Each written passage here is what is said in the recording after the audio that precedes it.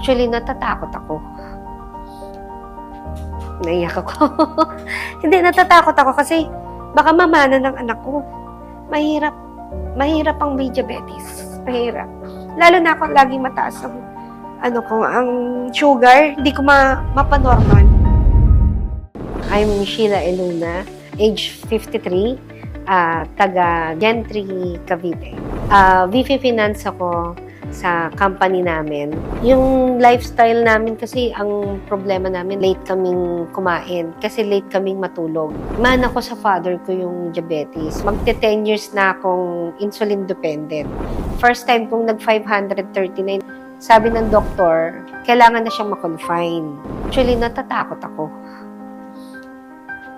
Naiyak ako. Hindi, natatakot ako kasi baka mamana ng anak ko. Mahirap ang may diabetes. Mahirap. Lalo